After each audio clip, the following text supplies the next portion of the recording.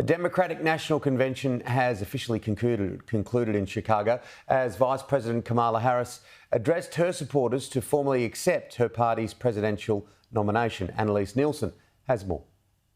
Kamala Harris has made history here tonight, accepting the Democratic Party's nomination for president. She's the first woman of colour to ever be nominated for president on a major party ticket and launches her historic campaign from here. She talked extensively about her early years growing up in California, the daughter of an immigrant, and her history working as a prosecutor.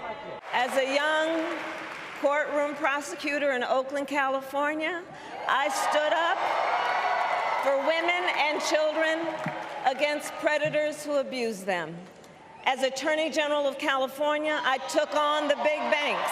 She took aim at Donald Trump several times, talking about how her history as a prosecutor has set her up to take on one of America's most controversial presidents. Donald Trump tried to throw away your votes. When he failed, he sent an armed mob to the United States Capitol, where they assaulted law enforcement officers.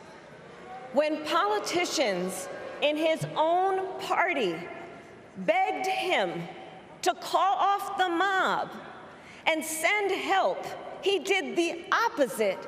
He fanned the flames.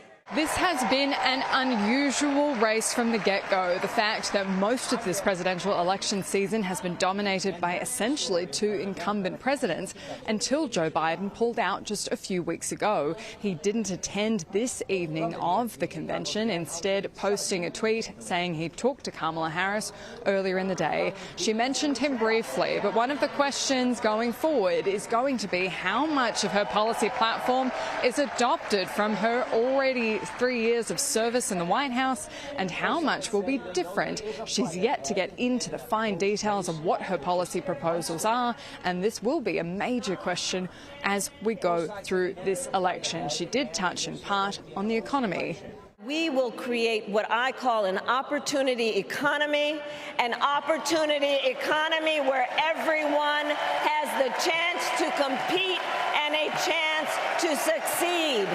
This has been a Democratic convention unlike any we've seen in modern day. The roll call was done virtually. Those who wanted to protest Gaza were excluded, and essentially Kamala Harris has come to this point without having to campaign at all.